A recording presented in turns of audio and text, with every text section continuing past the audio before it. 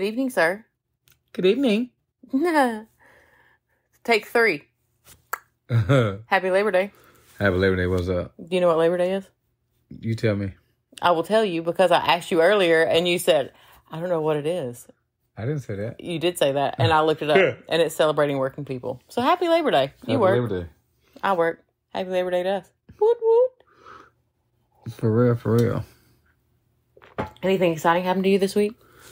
Choir retreat. That was exciting? With my college students. Oh, yes. Bonding. I love it. I absolutely love it. We bonded. We had so much fun. Learning new songs, getting ready for different concerts, just getting to know each other, laying the foundation of the core department. So it was a great time. Anything else exciting happened possibly? I don't know. I gotta think about it. What about you? Well, I worked. Yay. I was in school, so we're back to that. Garbage. No, I'm just kidding. It's not garbage. But worked this week, and then I worked this weekend. Oh, cool. What did you do this weekend? What did I do this weekend? I redid someone's office. Oh, good. How did it turn out? You tell me. Rude. Oh, it was wonderful. Listen, I set you up like 8 times to brag on me, and you just... And you do such a wonderful job of doing it yourself. I didn't want to interrupt and take it away from you. Thank you. You got it. Ugh, hateful. No, I redid your office. Everybody check out the Instagram in the Reels. It's in there. And I got to say, for 3 honey, I did a good job. You did. It looks great. I know. I appreciate you doing that. Because it was awful. Okay. Well, I mean, it wasn't you at all. And it was just a desk and burgundy walls. Right. You know, I mean, plain. Now you got decoration and it's homey. And for those who are interested, I'm really into mid-century modern. I know. So that's what I really like. It's really cool. That is his design style. And I'm farmhouse bohemian. I mean, for real. I really am. You look I'm around, the one with like light gray and wood planks. Or you see a fake cow in the yard, something like that. I do have, well, in my bedroom, there's like a big picture of a llama. And then when you walk in my front door, it's what is that? A bighorn? I don't know. They're at Disney. Like at Animal Kingdom, them cows with really big horns. I don't know. They might not be at Disney. That could be a lie. Oh, I have a correction from last week. What? Correction corner. Speaking of, it's called the monastery, Kristie. It's not the monkness. I mean, you laughed at it. You didn't even correct me though. It was too great. It needed to stay exactly how it was. Because somebody would hear that and say, "Wow." People did hear it, and they commented on it. Did they really? Mm-hmm. That's great. That's great. Yeah. What else was there? I like the monkness. What? There's another corrections corner that we have. I don't remember. Oh, I have a question for you. Yeah, what's up? With the number, like people be like, "Ooh, I just won 10 grand." Right? Like they'll say that. Remember, this is an audio podcast. I can't see you nod your head. I mean, for real. Oh, God. Can you say, like, there was 10 grand people there? No. Why? It's just incorrect. So, it was 10 grand is only for money? Yes, it's 10 grand people there. First of all, I don't know. Why are you getting so high-pitched? I'm just asking. Why are you getting so defensive?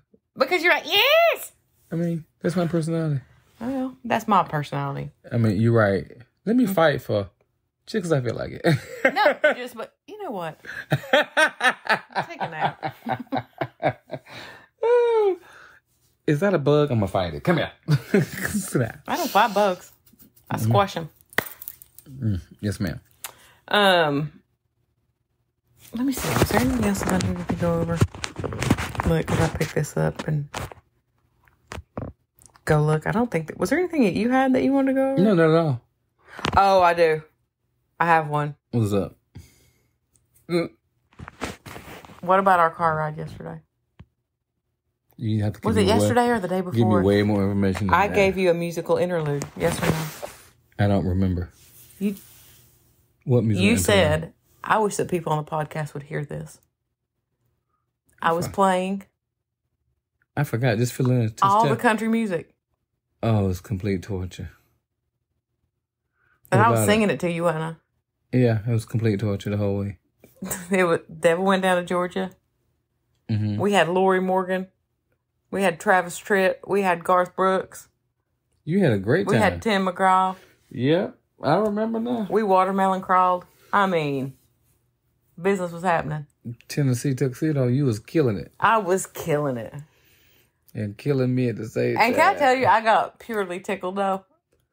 Because, like, some of the words of those songs, like, you just sing them. Like, I just sing them when I was growing up. But now that you're older and you listen at them. Like, what was he saying? Well, I mean, I figured out what they were saying, and it was funny. Yeah, it was. It was like, ugh. I mean, I wasn't like, ooh. I was just like, that's funny. It was funny, though. Oh, God. But Jeff wanted to kill himself. I said, I'm going to get out of this car, get out of this car, get out of this car. You're nice about it, though. Yeah. Because sometimes when you play... And then what happened when we turned it off? When we stopped the car and I unplugged my phone? I have no idea. What was playing? Some type of opera. I literally almost, like, fell out the car. It was hilarious. I was like, yeah. I was like, what is that? It was actually Duraflame Requiem. Of course it was. That's what I was guessing. It was Duraflame Requiem. Duraflame? Continue. Listen, somebody really liked my rendition of Le Tatu Sum. Yeah, someone did. It is. The key is one. I don't care. And his quae dictus sunt mihi. That was for you choir peeps. Mm-hmm. Uh-huh. So what are we doing today, Jeffrey Bernard? Continue on from part 2. We talked about ego, part 1. Think like a monk. The monkness? Yeah, the monkness that you call the monkness. And we're going into the second half of that. Because I want to deal, Chapter 8. Just one chapter. Dig a little deeper into it. So I'll start us off with a recap as to kind of what we're talking about. And it's the ego. And there's 2 types of ego. Well, there's one ego. But the ego makes you do different things. A lot of times, I think a lot of us, when we hear the term ego, it's like, we think of it in a negative connotation, like somebody who's boastful, full of themselves. Mm-hmm. But the ego is also just like a self-awareness as to who you are. Like, everybody has an ego.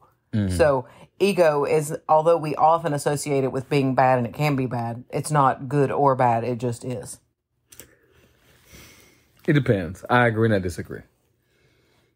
I agree and disagree. You can be wrong if you want to. Yeah. That's what my dad used to say.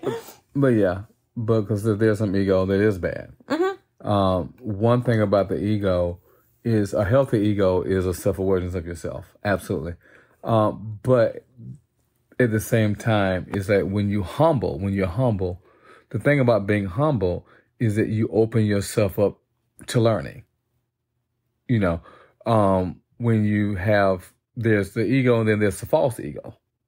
If you have you allow yourself to learn and you allow yourself to grow, then the false ego is, I got it, I know it all. That being said, you don't learn. Well, yeah, I agree. Like, that's what I was saying. Like, I think that the ego can be great and humbling, but then it's true. It can also be very... What was it that you said? There's the false ego, and then there's the ego... The one that thinks you got it. False ego. Okay, yeah. I mean, and there are different... I'm sorry, there are different sections to the ego also. Right, that's the one that I think that's damaging. Like, that's the one... And that's probably the one that in my 20s and 30s, I struggled with the most. Yeah. Because having that... I get it. I mean, we all go through it. Having that healthy ego is when you have a healthy self-image of yourself and you are living out your dream or what you think you're called to do. Because then you don't have to pretend like you're someone else. Right. You don't have to pretend like you're someone else on social media or around your friends. A healthy ego is you are exactly who you are when no one is looking. Well, I don't know if I'm that healthy then. You know, I mean, we are. You know, it's one of those things that, you know. Like, there are people. Mm-hmm. Okay, well, I don't know. Because, like, I think, like, around you, Mm-hmm. I'm the same person around you as I am by myself. Right. And there's about this many people. Right. But I'm not that way around everybody. Right. And you got to understand, also, the healthy ego is you're going to treat everybody the same. I would treat, you know, it's like, okay, you must treat, if I'm teaching if I'm teaching in public schools, you treat the principal the same way you may treat the custodian or the secretary or. You know, it's funny how the ego is when you're nice to people who you think can do something for you. But when you realize they cannot serve you, they discard you. So what you're saying is treating them all with the same level of human dignity. But I think that sometimes, Absolutely. like at work, because of the vocation, you can't. Like there's, for example, at your job, you might go up and be able to talk to a teacher like a what do you call them? Equal. Yeah. One way and be like, hey man, what's going on? Can you believe this paperwork? Oh my gosh, it's got me stressed out. But then if it's your dean walking by, you'd be like, hello, sir. We're talking about treating people. Okay, so Treat people, that's a difference. I'm not saying that I'm going to go to, you know, the president of the college and say, yes, sir. And then, no, I'm going to treat everybody exactly the same. With the same level of dignity With and the same level of dignity and respect. Your title is not about what you can do for me. It's just that you deserve. Ego does this. It's the arrogant ego, and he talks about this and I get this from Act Like a Monk. What's his name? Jay Shetty. Jay Shetty talks about it. So I'm not coming just saying this. I ain't claiming that I got some great I'm not knowledge. claiming it because I do not. But he talks about the arrogant ego demands respect, but the humble worker inspires respect. And so therefore, I want to inspire respect. I don't want to demand it. You see what I'm saying? Yeah. So I want to work, and that's why let me work on treating everyone the same. Let me work on and not treating someone nicer just because I want something from them. You know, I think, and I think I've talked about it on this podcast. Mm-hmm. If I haven't, well, I will one day. I used to work for a very large company. Mm-hmm. Not the company I work for now. Or the company that it was before. The one before that. Right. And I worked for a person that literally did not get that concept. And all he wanted was to bully respect. Mm-hmm. And to this day, and I pray about it. Mm-hmm. I still pray about it because I think he's a garbage person. Mm-hmm. Like, I literally have zero respect for him as a person. But then I had a supervisor in that time frame at the same company. Mm-hmm.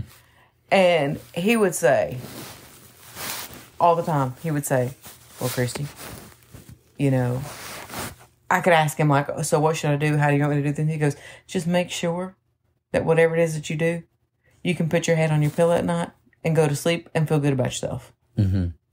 Best advice I ever got. Right. And I still, to this day, respect that man to the nth degree because he gave me a reason to respect him. Yeah. You know, the thing about that, whomever you're talking about, what that happened with, in terms of that was a bully, I guess you said. Sure. Yeah. That's, you know, that part of the ego, and they talk about it in that part, in that audible or that book, Think Like a Monk. If you haven't listened to it, go to it. It's very powerful. A lot of good things in it. But Shetty talks about that and goes a little deeper and talks about, you know, the ego is like a double. It's like the double-edged ego. You literally can be, this bully because you get some power, but really what it is this deep-seated insecurity that you have about yourself. Oh, I know that's listen. So it's I almost called you girl. So, girl, listen. I mean, ding ding, wrong. But that, so it's like when stuff like that happens, oh, what happened? Who hurt you, bro? What happened? It's like hurt people. So that's just how that kind of goes, That's something, not to toot my own horn, but beep beep. Mm-hmm. I really feel like that's something in the workplace. Mm-hmm. I literally had this conversation this week with this woman I work with. She's so awesome. I love her so much. But she actually lives in Atlanta. But me and her were going over some tasks because things are switching and whatever. And I told her, I said, I'm so grateful to be able to just come to work and do my job, go home, have a work-life balance, even though my life part is like school, which is still work. But you know what I'm saying? Yeah. Like I'm to a point to where now, if somebody else don't want to do their job, that ain't mine. Yeah, right. That ain't my concern. Mm-hmm. All I can do is me, and it's not my job to judge them if I don't think they're working hard enough. Yeah. You know what I mean? Like, that's not my thing to do. I'm not their boss. Like, and that used to make me crazy. Makes me crazy, like, in my own house now. Like, if I feel like one of my kids ain't pulling their own weight. But that's a respect issue, I think, not an ego thing. Oh, well, but I think in work, it was an ego thing. If somebody else wasn't working hard enough, it was like, I know that I work hard. Yeah. But still, like, an insecurity, I can get that. Like, am I not working hard enough? Because there's people who work 14 hours and I'm working 13. Literally, I used to think that way. Yes. When you first met me, I was a complete workaholic. Do you remember you probably don't, but because I don't remember what trip it was. Mm-hmm. But I was literally working on my computer and you said to me, don't miss moments because you're looking at your computer. Mm-hmm. And the kids were singing. Right. Yeah. Well, we all go through it. We all go, I would say most of us go through it. Because I don't know everybody. But, that's a big old listen, I don't even know most people. But the whole thing is you have to figure out what your work-life balance is. But then you have to understand, you got to ask yourself, well, why? Why are you so busy? And so that's another thing you have to kind of figure out. I know, I like what you're talking about, saying the ego isolates us. You can be so successful. You can be so driven and so successful that your ego can isolate you. In terms of what it says, alone at the top. I guess that's what I mean. I said, I never really thought about that. Your ego you can prepare yourself so much that you're alone, that no one really wants to be around you, or you aren't available to people to be around, which could also lead to, it's like, don't live in a world where one person is worth your time and the other isn't. Yeah. Yeah, I mean, I think that is not putting of course we're going to value the ones that we love. Yeah. So, yeah, I think in a way that we do that, like, we do, but I get what he's saying, like in a spiritual sense, that you don't want to say, hey, I've got time for you because you can do more for me and I don't have time for you. I've got time for you because I think it's the reason behind it. Mm-hmm. You know what I mean? Like it's it's interesting. He was talking about, and just kind of transferring to something else. He was talking about humility and did a whole thing on true humility. And he talked about tasks. And he said, some tasks build competency, some build character. Yep. And it's more specifically cleaning the toilets. Mm-hmm. Some build character. you can do some jobs to be a competency, but cleaning toilets and someone else's toilet Right. builds character. Why? It humbles you. It's let me help you, let me serve you, let me help you. Something that, and when you don't think of how you can benefit or what you get out of it or what's good for you, it's just like, how can I serve you with no expectation? Right. Let me do it just because. Because I love you. I ain't even gotta love you. It's not even about that. Yeah, it's like, let me do it. But I love you on a human level. Yeah, but I'm trying, exactly, but just, yeah, exactly. I'm talking about on a human level. But I don't even have to know you. It's just that respect when you try to treat people the same and not knowing what their occupation is, and then you treat them different once you know their occupation. Well, he said something that blew my mind. What? I don't know if you picked this up or not, but he was talking about how people are, especially since we're red and green colorblind. Uh-huh. Because I'm white and you're not, right? Right. There's people, as sad as that is, that would separate us out because of that. Which means separate us out. Like, some people would like you because of your skin tone. Some people would like me because of mine and not like you because of yours and not like me because of mine. Right. And he goes, so how about, what kind of toothpaste do you use? Different ones.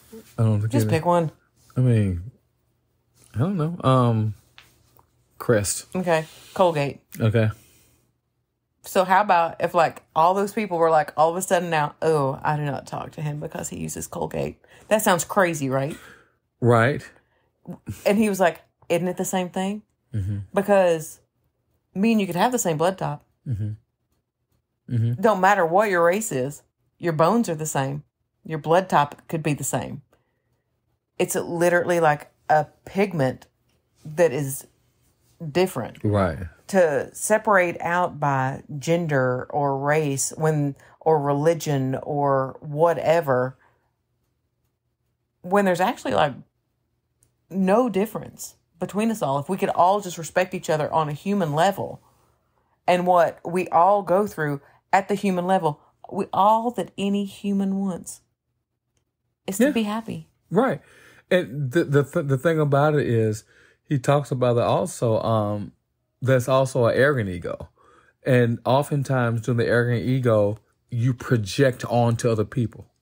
Okay, I don't like that crest. Like you crest. Right. People who like crest are blah, blah, blah, blah, blah. So you literally are projecting. It's like judgment. You're projecting whatever your issues are onto that person on why you don't like something. Can I say something? Yeah. It's like, it's when girls will sit together and be like, oh my God. I say that because I'm a girl and I have been part of this. Okay. I have participated. I have ring-led it. Right. I don't anymore, but in the day. But where you look at somebody, you're like, oh my God, I totally can't believe she wears that. I bet she's blah, blah, blah. Fill in the blanks. We're a Rated G podcast. You get what I'm saying, though. Right. And why did I think that? Because I thought if I dressed like that, that's how I'd be. Yeah. And I felt better. I felt superior because I'm not that. And you started, but you gossiped about it. Right. No, that's what I was saying. Yeah. I would knock them down to make myself feel better. You call somebody ugly, it's because you need to feel better about the way you look. Or, oh my goodness, they did this or they did that. Right. The nature of judgment. Because what they did was worse than what I've done. Well, what's the story about the monks? To make yourself feel better. What about the story about the monks? We told that last week. Review. Oh, so there's 4 monks. Uh-huh. I'm going to give it short. 4 monks go to a party. Because it's very important. Just kidding. It's not 4 monks go to a party. They decided to do a week of silence. Uh-huh. Monk 1, light the candles. He didn't do it. Other 3 supposed to shut up. Well, all 4 supposed to shut up. But Monk 1 forgot to light the candles. Monk 2 says, oh my gosh, how are you not lighting the candles? Gossip. Talking about blame. Right. Gotcha. Uh-huh. Number 3 says to Monk number 2, you just broke the vow of silence. How are you going to tell him? Woo, that was big. Just lighting a tear. How are you going to tell him he didn't light the candles? Right. And then number 4, smug as can be, looks at them all and says, all of you have not done what you're supposed to. And you've all broken the vow of silence as to what we were supposed to do. And by him, every one of them showing what the other one did wrong, they literally sinned themselves, if you will. Yeah. Because they literally did what they said the other ones were doing. And so therefore, casting judgment, you gossiped about it because they all had something. So this is what he said about it. He said the nature of judgment always backfires / projection. Before judging others, are you any better than the one you are criticizing? Very powerful. Because 9 times out of 10, while you chirping, there's something ain't clean in your house and you're projecting. And that's how usually it works. You know, and so there's another one that he talked about called institutional ego, which I thought was great because he used Blockbuster versus Netflix. Oh, yeah. You know, and how Netflix, and I'm messing up this story completely. Yeah, because I'm jacking it up. So in 2000, Netflix offered Blockbuster to, I forget what the dollar amount was. It's like $1 million, I think. Oh, way more than that. No. In 2000, Blockbuster, or Netflix, offered Blockbuster 49% share of their company for like $1 million. Okay. And Blockbuster said, nah. 10 years later, 2010, Blockbuster's out of business. And right now, Netflix is worth over $1 billion. And Blockbuster, it might be more than $1 billion. Yeah, and Blockbuster's out of business. But the point is you have to be careful is in the danger of saying, I already know how to do this. Right. And because when you presume knowledge, you put up a barrier that nothing can cross, and you can miss out on a potential learning opportunity. So what if they would have said yes? But since we already got this and we already know we've already done this, we've always done it this way, you lose in the long run because there's many ways to do it.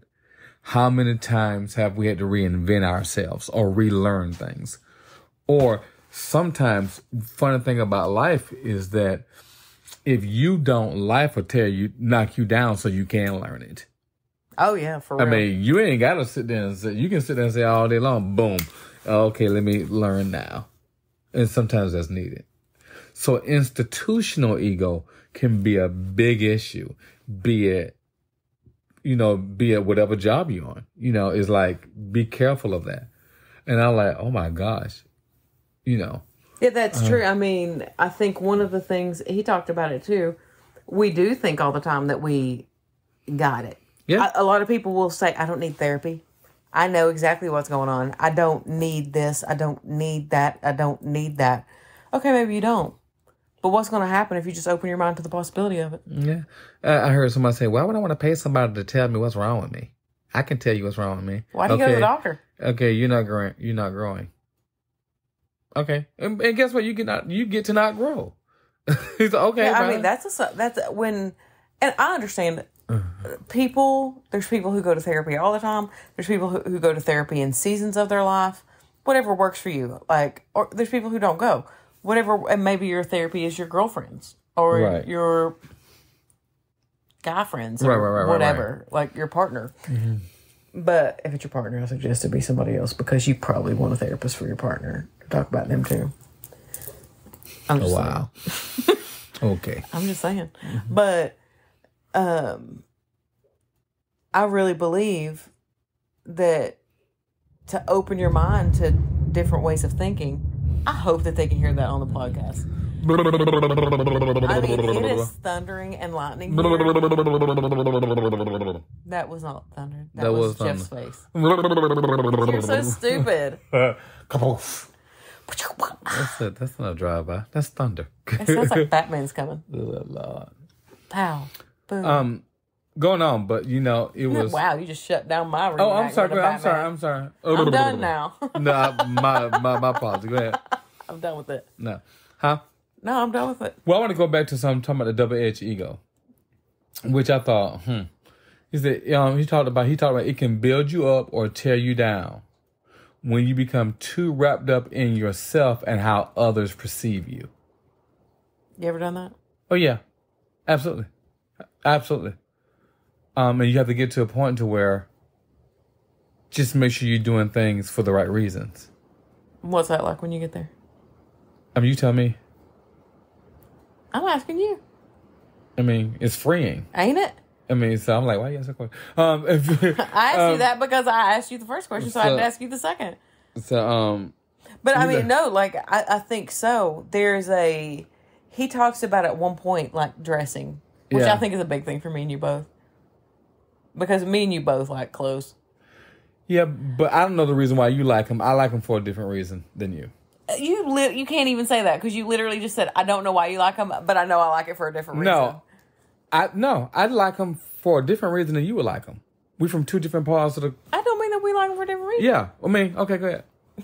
Why do you like them? Why do I like the clothes I like? Yeah. Well, I don't have a particular style, I don't think. Uh-huh.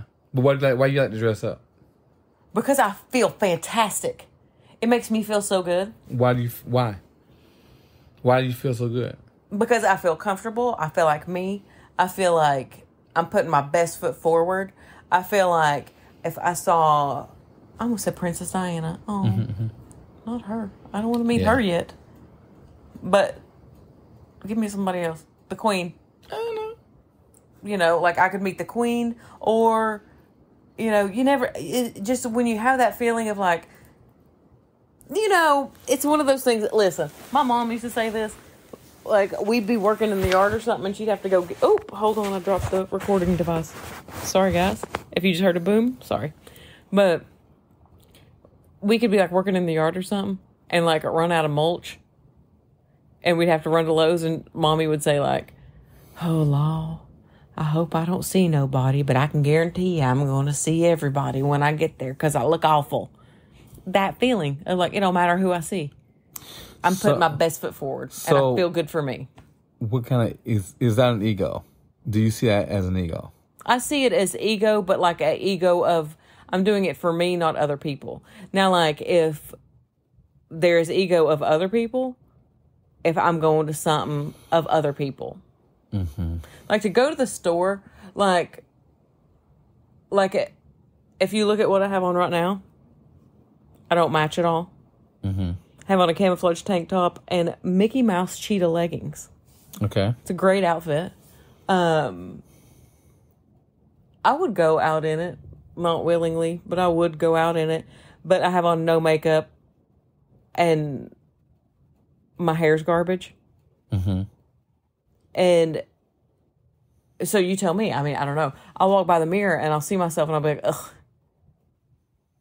Nobody else sees it and says, ugh. It's just me that sees it and says, ugh. Yeah, you shouldn't do that to yourself. Well, no, but I mean, I'm saying, like, I feel like if I had on, let me put it this way, if I had on my matching sweatpants, had on some eyebrows and my hair coiffed, not the whole face, I would feel like, and I could go out and feel fine. Okay. Well, for me, it's just, like, it's not that deep or complicated at all. For me, it's just simple as I grew up poor. Mm-hmm. And we all in our household, we always look forward to three times of the year. Beginning of school, because we got new school clothes to wear. Mm-hmm. Easter, we got a new suit. Mm-hmm. And summer, we got summer clothes, shorts. And I liked how it made me feel. Growing up poor, those were our things. And it's as simple as that. So why do you like clothes now? Would you say it's ego? It just carried all the way through. It's literally I grew up poor and those suits made me feel better about myself. Mm-hmm. And so, you know, and then you end up being in my field, you wear suits to certain things and then you go on from there. But well, yeah. I get Botox. Would you say that's ego? I don't know, because I never got Botox, and so I don't mean that. I ain't gonna do that. I mean, I don't know. I can't speak to it. You think me wanting a flat forehead is ego? I can't speak to that. I don't know. Because it might be. Because at the end of the day, I don't know your reasons behind what you do. So therefore, I can't not speak to that. I don't want. They say every Botoxologist. That's another word I just destroyed. Mm-hmm. Go ahead and correct me. Anybody who wants to laugh and send it a message, whatever it's called. Mm-hmm. And this, I know what it's called. I just can't think of it right now. Anyway, they all say you have a highly expressive face. In other words, you wrinkle quick because I do this. Well, as a core director, we need a highly expressive face. So if that would, yeah, I need that. So no. Then you girls gonna need Botox. Ladies, if you have highly expressive singing faces, I got a girl. Give me a call. She's great. Wow. Anyway, so it was funny when he was talking. Getting back to the ego, he said four things that just kind of got me and had me thinking. And when he talked about how to have a healthy ego. And how to be, rooted and grounded, and try to work on humility and so on and so forth. He said 2 things we should remember. One is the bad that we've ever done to anyone else. It keeps our ego in check. To remember it. It gives it keeps the regret there. It makes you aware of your imperfection and how not to behave. Mm-hmm. So you should remember. Mm-hmm. And also remember the good others have done for us, because it humbles us and it gives us gratitude. So let me review 2 things we should remember: any bad that we may have done to anyone else, because it keeps our ego in check. It, the regret that we feel allows us to remember our own imperfections, and it keeps us grounded from going down a path. From going down any of those paths. I think I screwed that up last week. Corrections corner. That was the thing I need to fix. Okay. The other one is the good others have done for us. Don't forget it. Why? Because it humbles us and it fills us with gratitude. Then he says the 2 things we should forget: the good that we've done for others. Because if we focus on the good that we've done for others, our ego grows. The other one is and the bad others have done to us. I was like, that's a big one. Let it go. Mm-hmm. They ain't say forget. Let it go. Because the deal is, if you harbor anger, it keeps us from being grounded and prevents us from seeing a broader perspective. So no one said forget, but you have to let it go. Mm-hmm. So it said 2 things we should forget: the good we've done for others, because our ego will grow. 2, and the bad others have done to us. Because if we harbor anger, it keeps us from growing, it keeps us from being grounded, and it prevents us from seeing the broader perspective. That's hard. So I was like, ooh. Let me tell you something. Yeah. I think I'm good at that one. You're very good at it. You're very good at it. Because, this is something I'm really trying to put into practice. I don't think I've even told you this. And I don't know where I heard it. I think it was T.D. Jakes. Touchdown Jakes. Go ahead. I think it was T.D. Jakes. Mm. And I'm going to slaughter it. And literally, whoever said it up 10,000 times better than what I'm getting ready to. But basically, let's say that somebody pops into your mind and you get triggered and you hate them. You know what I mean? Like something happened and you can't stand that person because they pooped on your parade or whatever. Right. Maybe God put that thought in your mind for a reason, and pray for him. Turns your heart. Mm-hmm. Really does. When I start getting anxious about things, like if there's a work thing and it's like, oh, I don't know what's going on. What if they don't like me? Just to pray for them. And it has calmed my soul. And to think that, like, when I get angry or I get mad, somebody bothers me, I think they've wronged me somehow. If I just pray for them in that minute. Mm-hmm. I'll tell you what, I've prayed for people that I still don't want to. Right. And I pray that I want to. Mm-hmm. I'm like, Lord, please bless them and let them have a good life and let them find peace. And please, I don't want to pray for them right now, and I'm trying to be obedient, and I don't want to pray for them because I don't like them at all, and I'd really like for them to lose everything in the world, but I know that shouldn't be the way that I am. So please, Lord, change my heart to where I don't want them to lose everything. I'm being honest. Right. He knows anyway. Yeah. You know what I mean? He knows that I'm really what I really want, but he also knows that I'm really trying. Yeah. And I swear, I think that's one of the things. But I'm being honest. I swear, I think that's one of the reasons that I have been so blessed, because on paper I shouldn't have made it. Yeah. I shouldn't have made it. And I think that that's one of the reasons I have been so blessed. And I don't mean this in speaking of ego, I don't mean it in an ego way. I mean it in a way of there's not a soul who follows me on social media who doesn't know like struggles that I've had. And I don't post a lot of stuff, but like I have had my feelings hurt. Yeah. And I have been wronged by some crazy freaking people. Like it just blows my mind still to this day. Mm-hmm. But man, the peace I have, can't stand them. Mm-hmm. But the peace when I pray for them, mm-hmm. because I feel like, wow, I hope somebody who hates me mm-hmm. can pray for me. Yeah, and powerful. Get to that point. Yeah. Because that's a true point of healing. Yeah. And I mean, I'm over here living my best life to the best of my ability. Right. You know, Denzel Washington said when you was talking about this, about, you know, you said you was wronged and stuff like this. Denzel Washington had a famous quote, and he said, "You'll never be criticized by someone who is doing more than you. You'll always be criticized by someone doing less. Remember that." Listen, ain't that the truth? Ain't that the truth? You'll never be criticized by someone who is doing more than you. You'll always be criticized by someone doing less. Remember that. You know. So focus on what you're supposed to be doing. Focus on your healthy ego. Focus on your work. Your balance. Making sure that, you know. And you know something that I will say going. That I brag on myself, but I brag on myself because it's a good time. It's something that I have had the best time doing with you and for you mm-hmm. was like your office. Right. And I appreciate it too.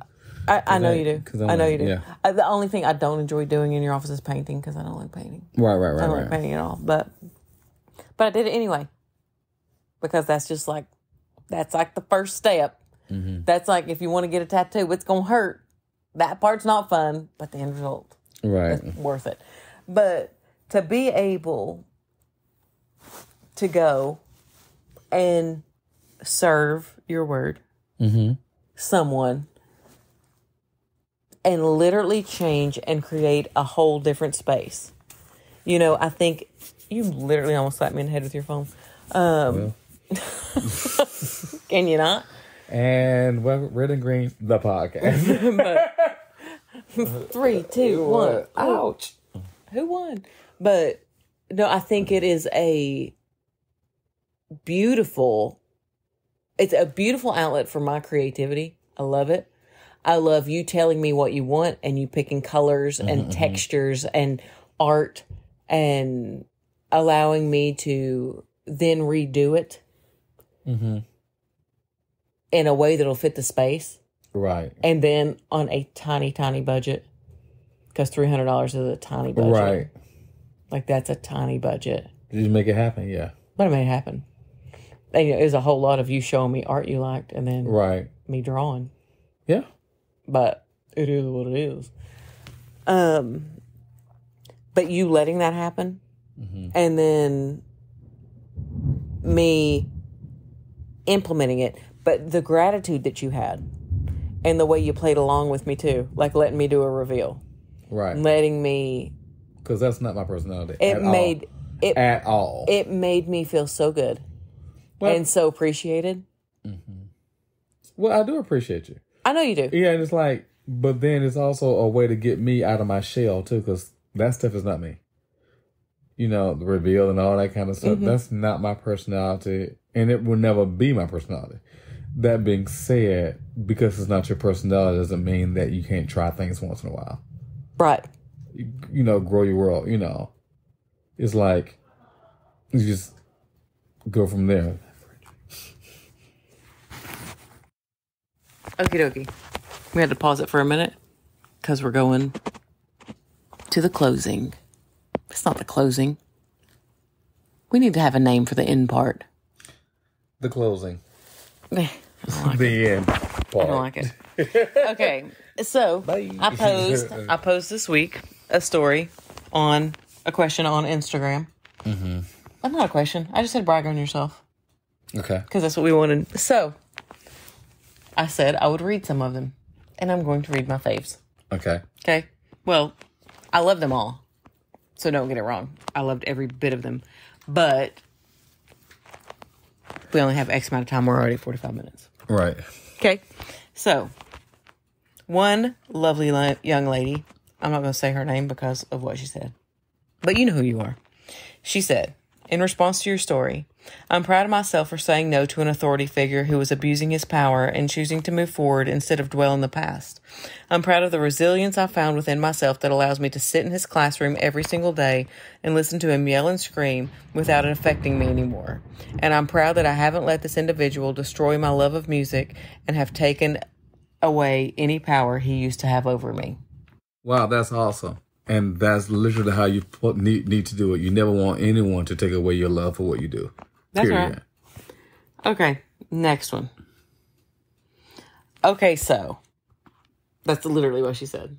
Okay. Okay, so I'll keep it short, but I'm proud of myself for getting to where I am in life right now. And it's all because I made one decision about 2 years ago.